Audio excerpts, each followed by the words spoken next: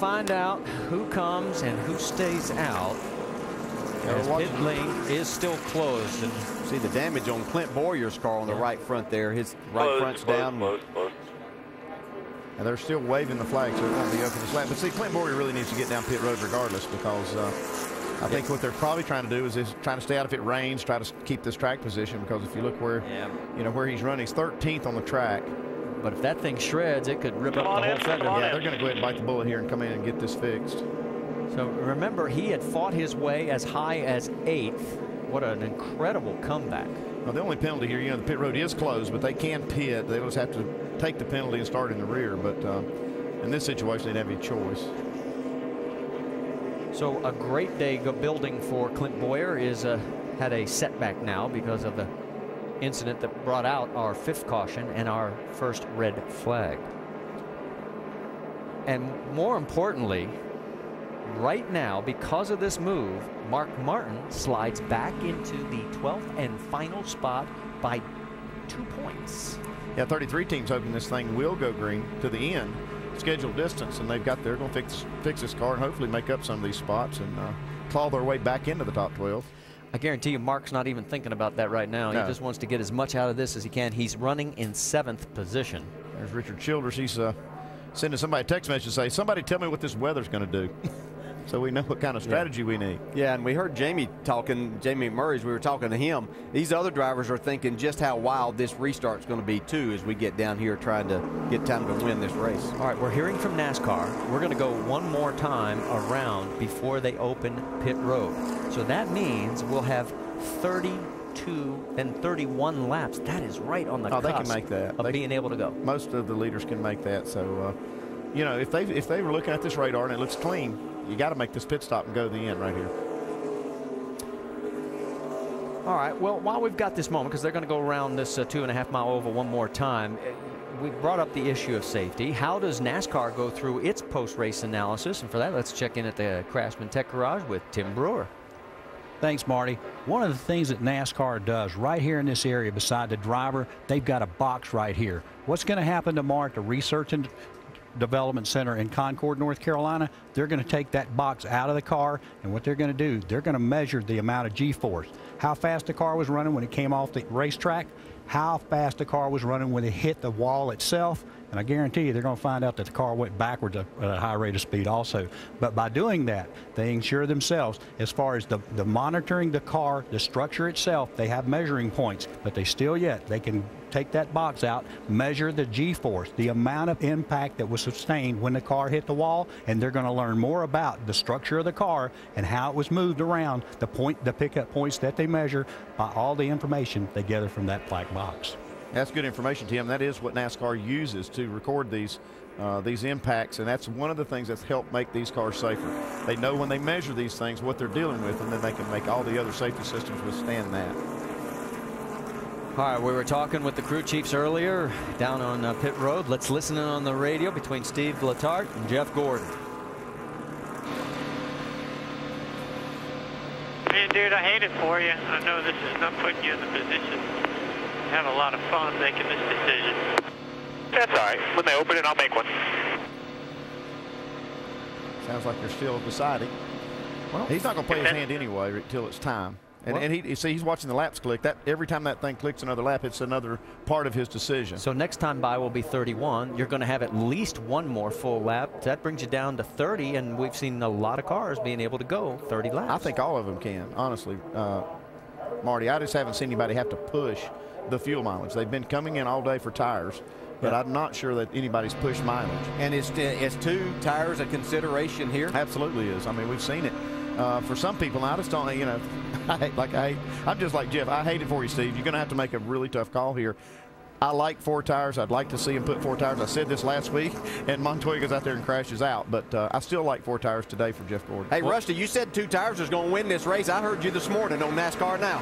But I did say that, but I'm going to change my mind. Okay. I'm going to change my mind. I watched the guys earlier, and about 15 laps in their run, they were nowhere, with 2 tires. The 16 car of Greg Biffle and the 17 of Matt Kenseth. That's what I was kind of judging off of guys. That did not look good. So hey, this guy does have a strong car. This track is slippery and slimy still. I'm going to go with the 4 tires, guys. Hey, you know what, though, Andy? All right, something you said earlier in the broadcast is ringing with me right now. Looking at Jeff Gordon and some of these guys at the front of the line, you said 2 tires doesn't work as well with a car that's not handling good. But some of these guys with good handling cars, maybe it's a better option. Well, I can't steal that. Dale Jarrett's one that says Is that DJ? Okay. Just a question if we take right to 4. And there it is. We just missed a little bit of that negotiation. Well, he said rights or 4 is now the call, so it makes it sound like they are coming. Of course, that could be another fake because they know everybody monitors all the radios. And they'll get everybody up on the wall, and we'll find out next time by because the pit will open next time. Looking at the sky, like I said, I can't see the radar, but the sky looks pretty good. I think they're planning on this thing going to the end. And this is right. Everybody's going to have to make this pit stop if they're, and they are inside the window. So just have to see whether they take 2 or 4. Hey, hey, Andy. Yes, sir. Don't look at the radar because the radar says it's raining here right now. Oh, okay. Well, we don't have it down. Y'all might have it down there. We don't have it up here. What's it look like out the window up there, Pretty Andy? good, actually. Yeah, well, Okay. but we're looking at the wrong direction. It comes from behind us. Well, these guys have got 23 laps in their tires, it looks like. Jeff Gordon, the leader, last pitted at 146. So, I mean, 2 tires, that'd be a gamble after what we saw earlier with the guys really going backwards. Well, but last week, 2 tires won the race. I mean, that's what makes these calls so interesting for us as fans and acid burners in the stomachs of crew chiefs. Marty, the only thing I would say different about this week and last week is last week's a whole different style of racetrack. That the asphalt is smoother, it's different. Aerodynamics is so important, it's unreal. This is a track where grip is everything, so we'll see something. 4 tires. 4 tires. We've got the car to win it here. 4 tires. There you heard the call. Let's go to Mike. And the job doesn't get any easier for crew chief Brian Patty. He was heavily scrutinized last week after making the call for 4 tires at Indianapolis. It proved not to be the right call. This time, though, he brings his man down pit road. They work on the right side. They take a can of fuel. They swing around to the left. A 4-tire change on the 42, Doc. And they're going to do what Dale Jarrett said. They got a good car and a good driver. They're going to put it in his hands with 4 tires. Jamie. And Tony Stewart on the bottom of your screen. The call is 4 tires. They're sticking with their call. You see Carl Edwards get out in front of him. They're calling for down there extra time. Tony Stewart's still in the box and he loses positions. Guys, Greg Biffle once again leads him off pit road with 2 tires. Wow, this is going to be interesting. Look at this. Some of these cars took no tires. Yeah. Newman up 16 spots. Gordon loses 9, taking 4. Stewart loses 5, taking 4. Oh, is my this goodness. going to be a shootout? It's going to be good. My. Woo, don't leave, folks. 27 cars on the lead lap. Greg Biffle again taking 2. And look at how close this is. Biff's got him. Then it'll be the 99, Mark Martin, Dave Reagan, Joey Logano. A lot of cars before you see Jeff Gordon. Yeah, this is so much my 4-tire call again, huh? Now remember, obviously, the double file restart helps those guys that are going to be further back. Man, we just thought it was crazy earlier. Yeah, those are some of the most amazing restarts I thought I'd seen. Stand by. Yeah, this is going to get real interesting very quickly. Steve Letarte, is he second guessing himself right here? No, I think he feels pretty good about it. Well, yeah, you heard right there. Feels pretty good. You heard him say, we got the race car to win. Let's go for 4. Yeah, his biggest thing right now is going to be dodging something that happens up in front of him, I think, you know.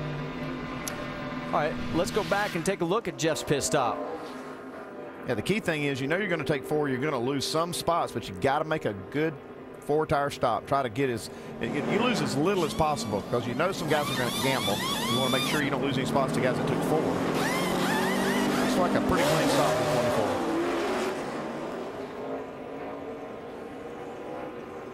We'll see how the right side looked. The right sides are pretty equal. The right rear just a tick off, but that's kind of the way it is. That right rear guy has to take just a little longer to get to the car. He has to chase it. The front tire changer can actually wait on the car to get to him, but then the rear tire changer is a tick behind because he has to chase the car. Okay, remember when Sam Hornish Jr. was like a lap down and at one point 2 laps down? Guess who stayed out and is the race leader? Okay, he's the big gambler right here. Yes, that was like with 38 laps to go. You know, remember I made that mention when they got the lucky dog that they were cutting their car off as after they got theirs coming down the front straightaway before it went back to green. So yeah, their last pit stop was on lap 160. So that would be 40 laps for him to try to make on fuel. Not likely he could